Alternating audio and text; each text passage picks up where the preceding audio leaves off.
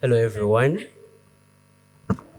Uh, my name is Samuel Kwagala. I'm from Kiira College Butik, and I'll be debating as the first speaker from proposition.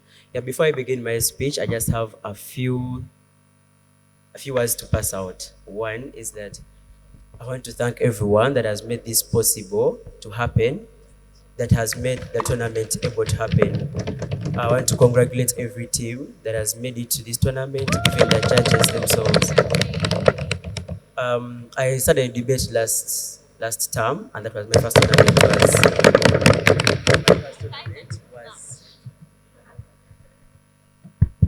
My first tournament was writing our world, and I think this is my first ever final, and probably my first ever breakthrough tournament.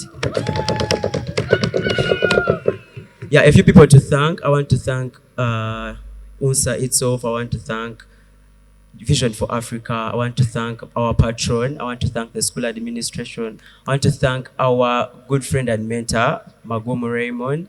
He has always been there for us.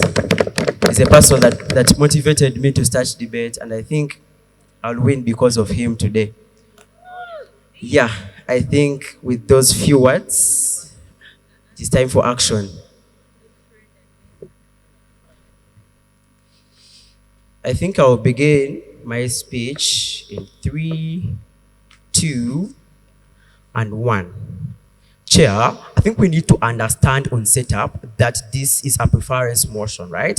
We think we need to establish the idea that the sort of appointing members in executive committee looks like we're going to have election of members from like the elected pool of politicians. That is to say, in this world or in the context of that debate, is that the president chooses from the parliament, not from like any other outside sector. That is what the debate is all about. I think the pool of politicians here is sort of like the parliament that exists within this particular context. I think we also need to establish the idea of what an executive arm of government necessarily looks like.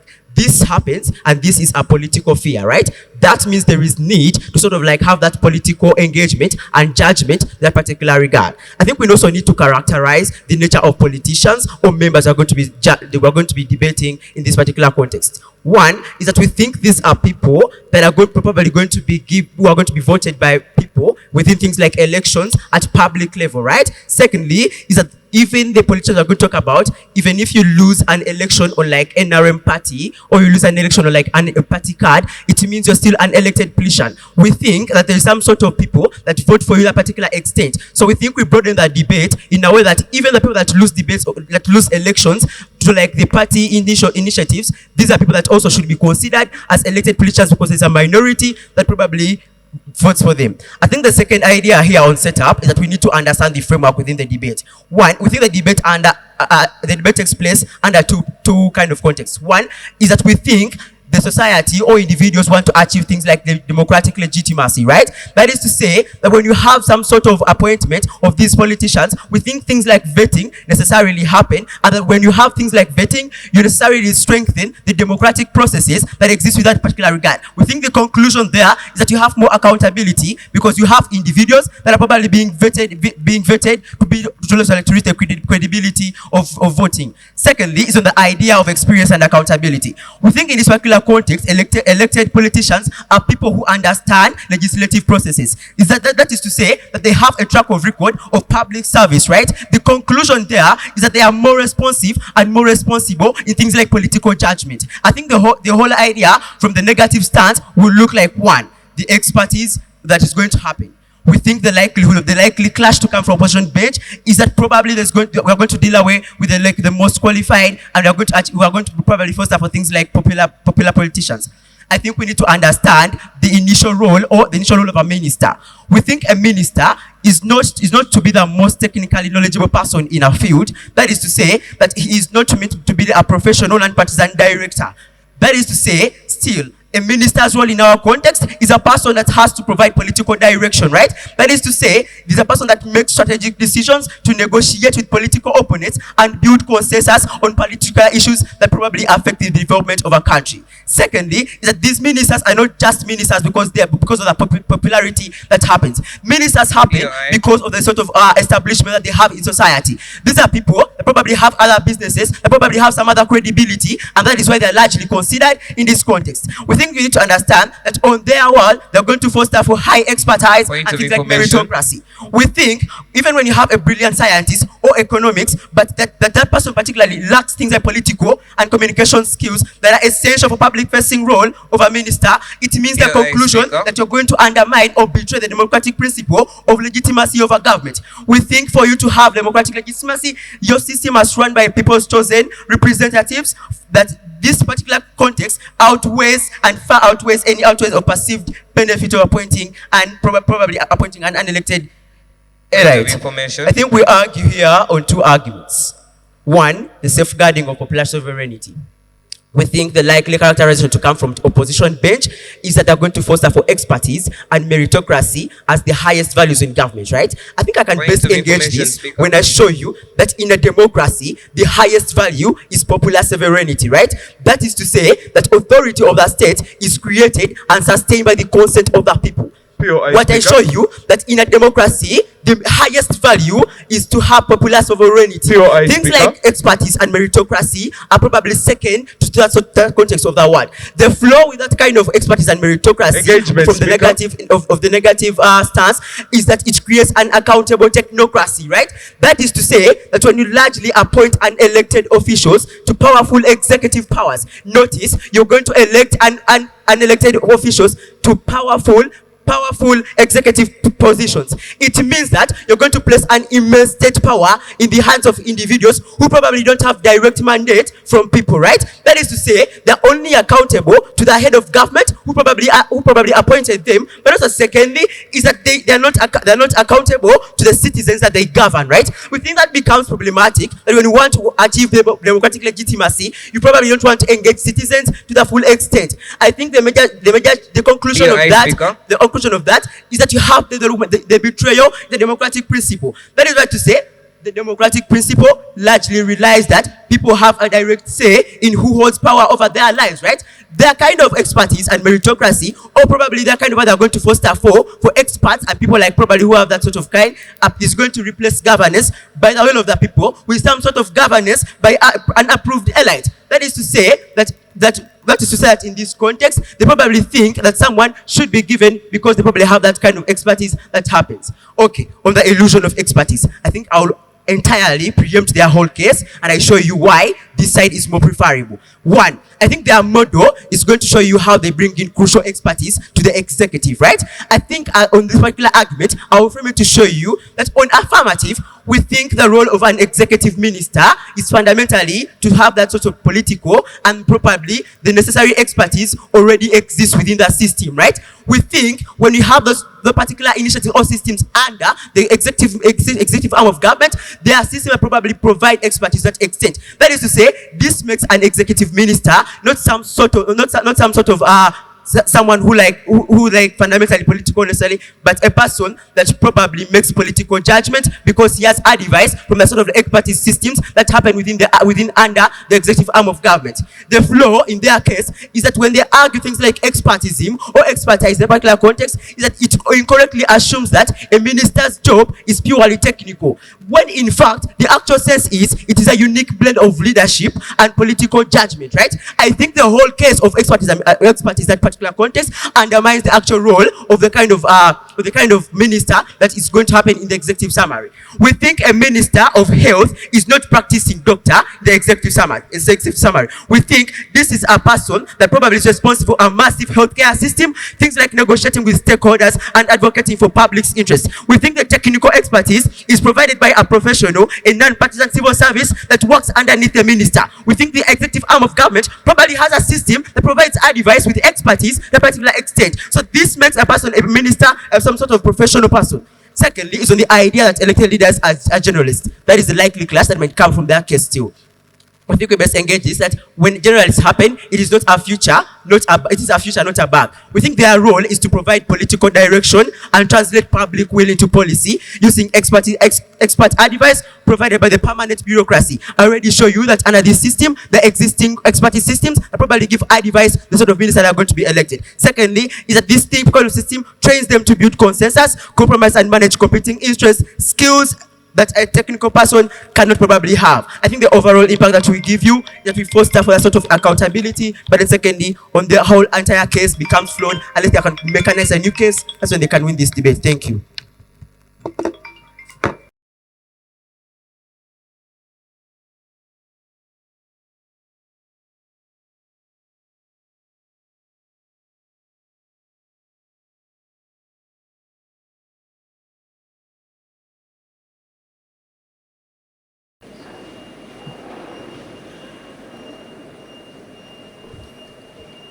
Okay. Before I begin my speech, I'll first shout out to my teammates, Jabulani and Waswa, for the fun that we have reached. We don't take that for granted. But also a shout out to the Seeta High Campus Debate Club, and to all the other schools that have been able to reach here. My patron, Mr. Yeku, Madam Dina for all that they have done, but also our head teacher, Mr. Songa, for having supported us. Allow me also thank UNSA for organizing such a competition, but also the fact that they give us very loving and efficient judges. Thank you. Okay, I'll begin my speech in 3, 2, 1. Now, panel, yes, we do realize that then this kind of debate that we call out today then comes to seek the benefits that come from one world, but also to the other world. Now, the world that these people come to point for us is a world where they actually believe that the executive members should only be appointed from an elected pool of politicians. Come to think of it, an elected pool of politicians. These are people who have already been elected. These are people who have been given the mandate. These are people who have already been given the power. Now, Pando, we do agree that then these politicians just have the knowledge, they have the expertise to do several things. We do believe that these kind of politicians are then maybe incentivized in some kind of way, have the public trust that they talk about, the popularity, and they also have this kind of public trust. But then what we do not agree with is that the fact that then that makes them satisfiable to handle more complex issues, and the fact that their knowledge reaches an extent, but to what extent does their knowledge then satisfy the complexities or the technicalities that are within the governance, but also the ministries that they ought to represent?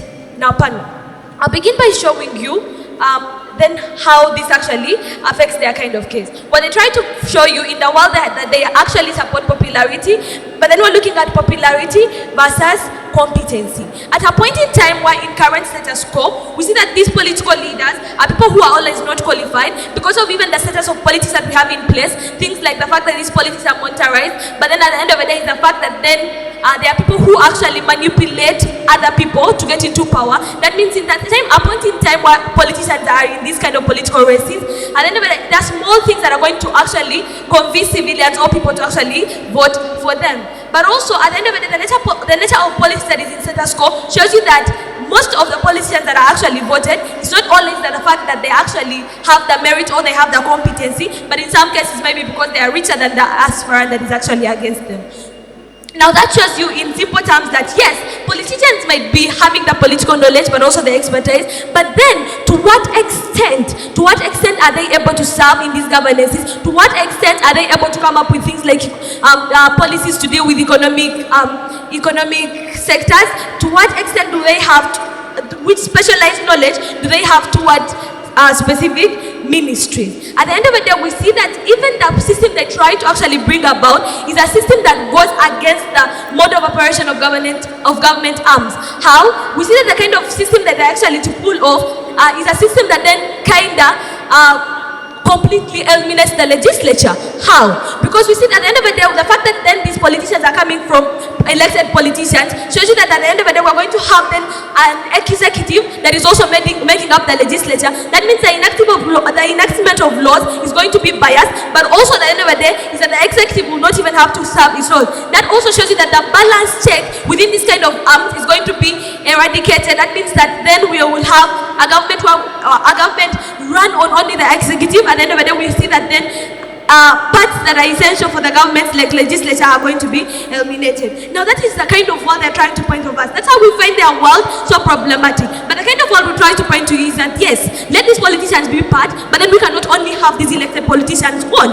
And we show you that yes, at the end of the day, we see that then the other non-politicians that are voted for are actually people who are very capable. The civil servants that are actually chosen are people who have relevant professions to the ministries that have been chosen to within this executive. But also there are people who hold great reputation within society. That shows you that at the end of the day, there are people who are capable of making various decisions, but also at the end of the day making decisions that are going to be impactful and effective in community. But also at the end of the day, we see that inclusivity that then enables you to actually include people within the government, but also within the executive to make certain decisions. The point that come to our end of this is that the fact that in their kind of world there is actually limitation of expertise. How we see that then they exclude highly qualified individuals from non-political background who possess specific expertise to actually carry out effective governance. The importance of this shows that the expertise in certain fields like health, economics and technology are often more relevant to effective decision making than the election popularity that they try to bring about. At the end of the day, we see that this is going to lead to effective governance in areas requiring specialized knowledge,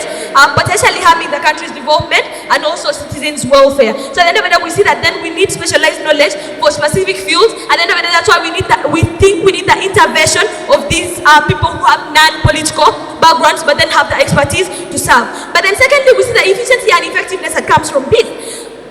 Panel, a merit-based appointment system ensures that then the most capable people are chosen for key positions. Key positions like this being the health and also being the fact that then the financial ministers that are chosen are people who actually understand the metrics of economy, but also understand the metrics of education, and then also understand that then when things like COVID pandemics come about, they're not going to vote in favor of the people, but then vote for the better of the people. You understand? Because we believe that these politicians are people who are seeking for re-election, then they could also make these decisions based on biased things. But then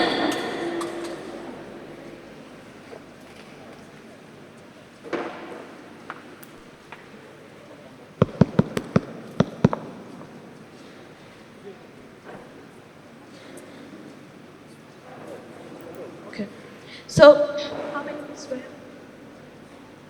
Okay, then that shows you that then we actually have some sort of effectiveness that comes from that, because we are seeing that then we are going to have competent people within this kind of executive, but also the politicians can be there to actually have this kind of political knowledge that they hold and that popularity. But then we see that then the decisions that are going to be made are going to be affected by both then the expertise or the expertise knowledge, but also the politicians' perspective. That means at the end of the day, we're going to have a great nation, but also very effective governance.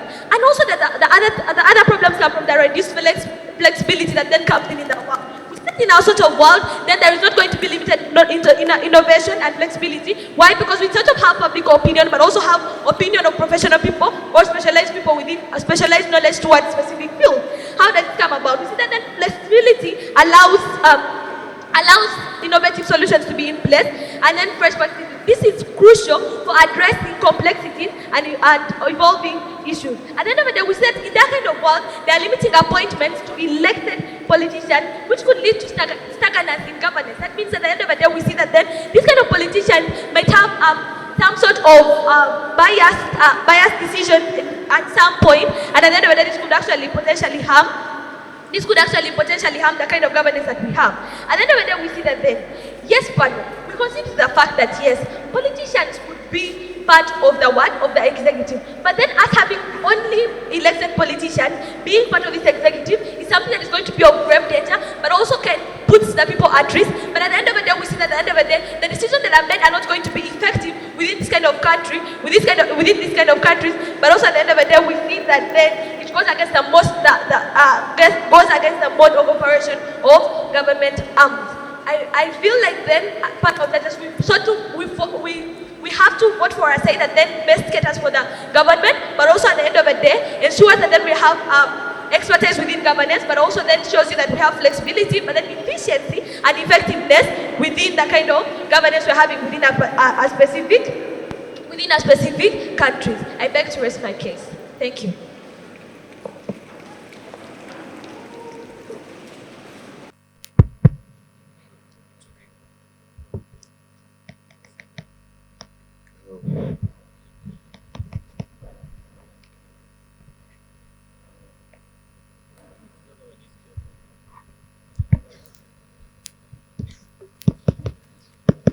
Okay. Hello, everyone. My name is Akaya Ephraim, Kiira College Butik. So I'll just pass out like a few shout outs to a few stakeholders here. I want to thank UNSA for giving us like some sort of quality adjudication that we are able to have good champions here. But then also, I want to thank them for the quality of teams that they then give us for the competitions, because at least each and everyone knows what to do. Also want to thank a few friends. Thank you, Raymond. Thank you, Prosper. And then the other people who most likely have encouraged and supported us to continue like debating. Okay, with that, I think I'll beg to start.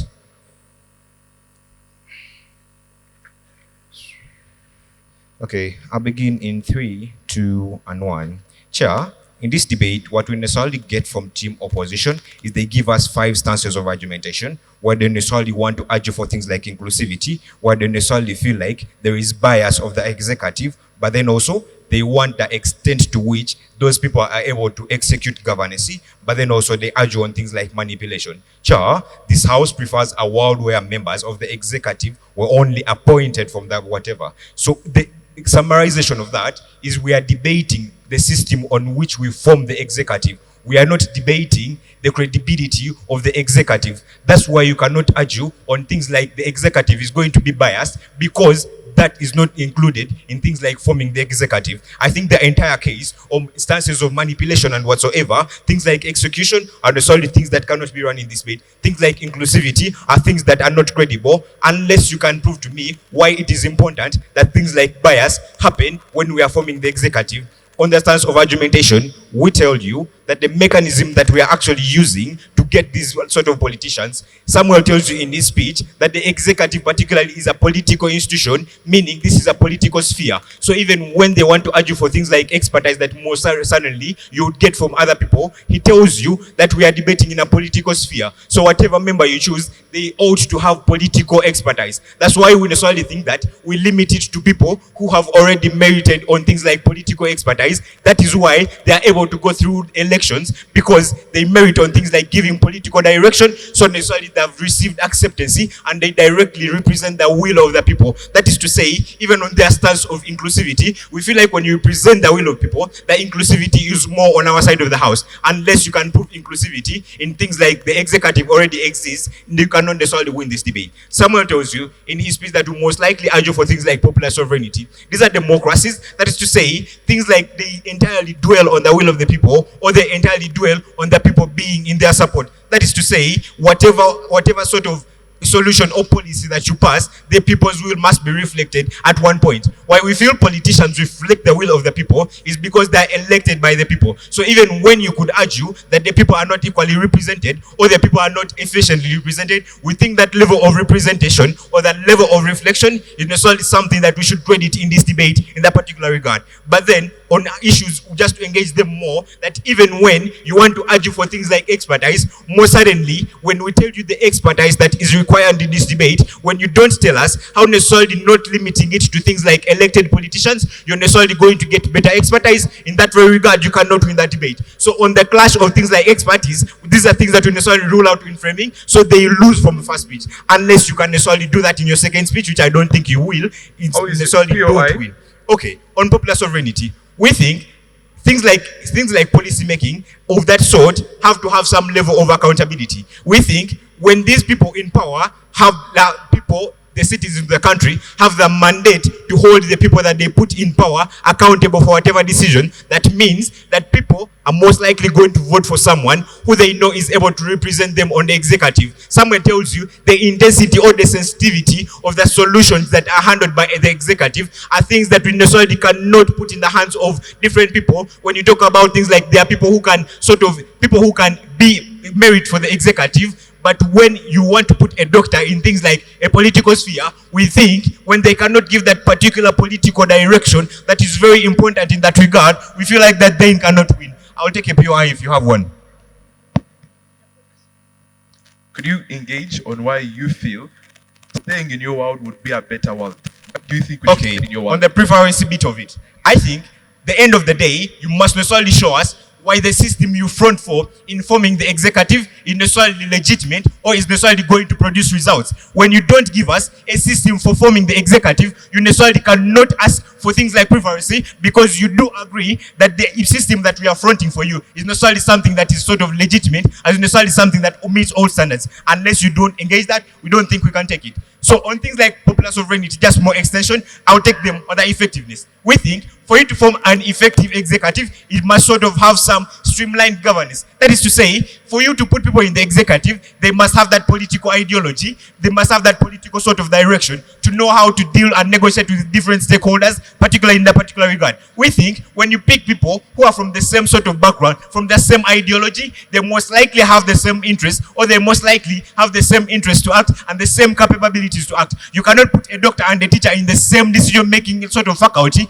because they don't have that level of equal interest, they don't have that level of equal sort of capabilities to do particular things in this particular regard. So we think when you have some sort of streamlined governance in things like the executive, when you have people who share the ideology or politics, because the executive exists in political spheres, we most likely feel like that streamlining is necessarily something that is important to be considered. That is just to answer the stance where they say, these people, how do you know that these people can actually execute governance? I just show you why that streamlining of governance necessarily exists as an extensive analysis. At a point whereby you have a system that has people from various societies, people from different societies. These are people driven by different incentives. These are people driven by different capabilities, meaning they have different limitations. I think the problem with that is a point in time whereby you do not have that kind of streamlination, or you do not have that kind of effective decision making at a point in time where not all of you are able to take the same decisions, or where not all of you are even equally able to justify the decision that you take.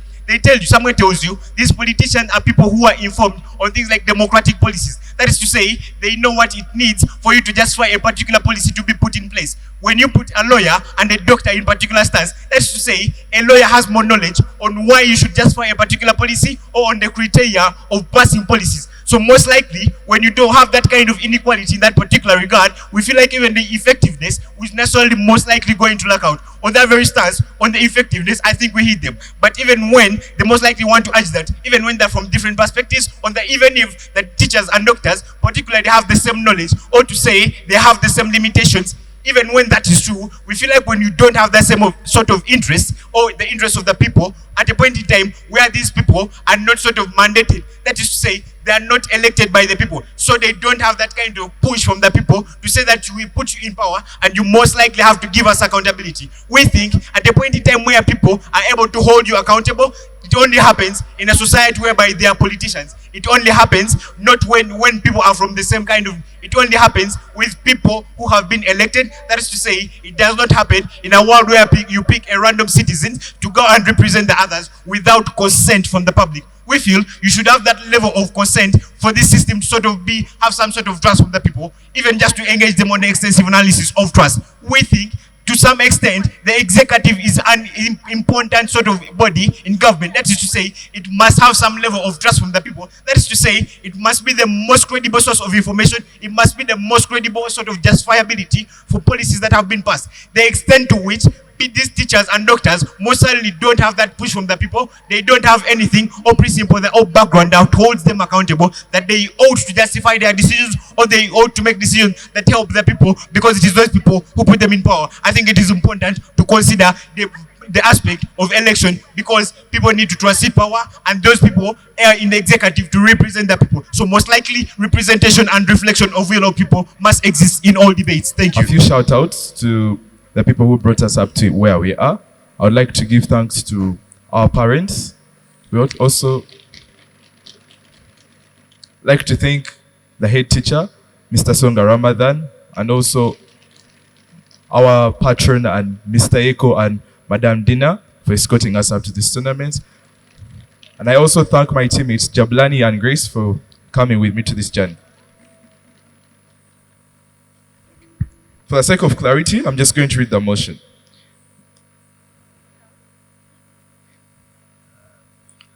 This house prefers a world where leaders are basically elected from a pool of leaders only. The key word is only. Okay, let's begin this speech. I'll begin my speech in 3, 2, 1. A bit of clarity on what motion we are debating for the sake of team affirmative to basically understand. Notice, the motion we are debating only by itself is basically showing you which world would you basically want to live in. Which would you want to live in a world whereby the leaders who are basically selected in the executive are only coming from the political leaders which are in existence within status quo? Would you want the leaders who are basically in parliament in of itself? That is what necessarily this debate is inherently about. What are the burdens on either side? One, the burden on the side of opposition is clearly to show you why we think that getting leaders only from the existing elected leaders is inherently a problem within status quo, and we would not want to live in that sort of world. Let us engage on their case. Notice, what do they necessarily provide to you in this kind of debate? They try to show you how the existence of vetting powers, all sort of vetting powers, is inherently going to basically exist. Notice, in a point in time, there is some sort of existence of political ideologies. We believe the one, in a point in time, I'm in the ruling government and sort of I'm the president, I will inherently have some sort of political ties towards these individuals. That means one, if for example, a friend of mine is in the parliament, I'll have some sort of moral objective towards him, towards to enable him to come also into the executive. What am I trying to basically tell you? In a point in time, they come and show you that there's some level of existence of vetting power. We believe that the likelihood of such things basically happening is highly impossible because of the fact that one, these individuals, even of themselves, for example, at the executive, have some sort of moral obligation towards their sort of political party. Take an instance, for example, NRM. NRM has, for example, this chairman, Yoweri Kaguta Museveni, has some sort of obligation towards its sort of party. In a point in times of appointments, we believe that one, the president himself will have to necessarily appoint sort of his own political friends so as to ensure that one is in good ties with the sort of political party. That clearly shows you that the level at which they're trying to show you that there is some sort of existence of vetting powers inherently does not exist. Thirdly, we think one, in a point in time that these individuals, in themselves, can necessarily bypass this sort of voting mechanisms by sort of pretending. We believe that that sort of does not exist. But thirdly, let us sort of engage on their sort of what they necessarily bring to you in this world. Notice, they bring to a whole idea about of accountability. Notice, in a point in time, we have this sort of the sort of executive appointing leaders from various places. We believe that one, this individuals he has been able to appoint is going to necessarily, this individual have some sort of obligation and sort of accountability towards this individual is basically appointing. What am I trying to say? In a point in time, these individuals basically only promote people within the political atmosphere who are elected. We feel that one, there's some growth of familiarity which is basically going to basically grow. The familiarity which is going to basically grow is that one, these individuals will not be basically working in a point in time is only electing leaders from within who are basically elected. There's going to be growth of familiarity. This familiarity, one of itself, is inherently going to impact on the sort of governance which is basically going to exist. What am I trying to say? In a point in time, we have leaders who are basically trying to who are basically elected because of friendship or benefit. We believe that these leaders in of themselves are not going to work efficiently because one, they feel that anyway, this is my friend who has basically appointed. That is the sort of world which they're basically trying to paint about. But notice, what sort of motion are we basically debating? We are sort of debating a world whereby a preferred world. So necessarily, as a team opposition, we have to show you where our sort of world is more preferable in that instance. What do we necessarily provide you? We bring to you about the issue of inclusivity. In a point in time, these individuals feel that they are going to be excluded from sort of governance. For example, the citizens. We believe that one, these individuals with high political, for example, let's talk about Bobby Wine. He has a high number of people who are basically supporting him. So we see that one, in the point in time, Bobby Wine is not given a chance to basically come up and basically push forward these political ideologies. We feel that one is going to lead to sort of public backlash. The impact of that is that it's going to cause some sort of instability. That is their sort of world which is basically going to be created. Let us try to weigh that sort of world. If I'm an intelligent voter, I prefer not to live in a world where there's some level of instability. In of that self showing you that one, my life is basically at risk. That is what we're basically supposed to be debating. Thirdly, what do we necessarily bring to you in this kind of debate? We try to show you the level about efficiency. Notice, in a point in time, you're only appointing the sort of these leaders who are within the political space. You necessarily believe that the academic qualifications for these individuals individuals is basically only a senior 6 certificate. So the level of expectation which these individuals try to come and tell you is very extremely minimal. So in a point in time, they are basically trying to limit the sort of expertise. That means when it's going to impact the sort of governance or the sort of decisions which are inherently going to come out. So that's what I'm trying to basically tell you is that one, in a point in time, these individuals only want to appoint leaders who just have only a senior 6 certificate,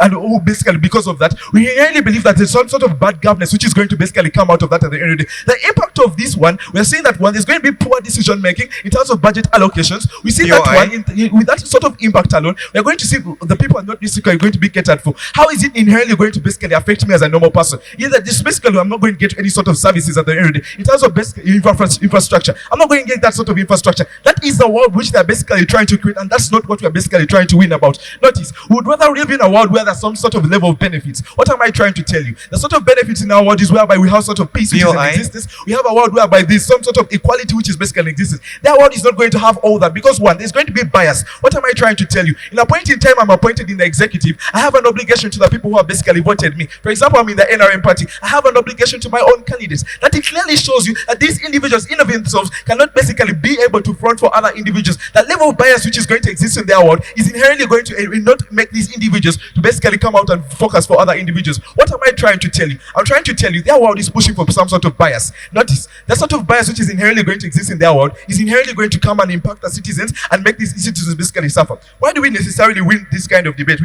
What second argument do we basically provide you? We're necessarily dealing with a world sort of analysis. This is a world analysis. Which world is much preferable to basically be in? Notice a few, for example, things we must come to equal footings with. We're not saying that leaders from the political pool shouldn't be elected. What we are saying is the point of you only selecting those leaders from that political pool is necessarily the problem we are basically having in this kind of debate. The motion in of itself, the burden of these individuals basically has to defend the fact that they have to only elect leaders within that sort of political pool. That is a stance we are not agreeing with, because of one, we clearly shows you that sort of inclusivity is inherently going to bring about a lot of detrimental effects towards the sort of citizens. One is going to bring about bias, which is inherently going to bring about bad governance. Even this stance alone, we believe in that sort of world where it's having some sort of bias, having some sort of inclusivity, equality, which is basically going to be created. I believe people are not going to want to live in that world. How am I going to basically show this? Notice, in that sort of world where there's basically poor governance, we inherently believe that the citizens in of themselves are basically going to suffer. In a point in time, I choose which world I'm basically going to go to. I believe I'm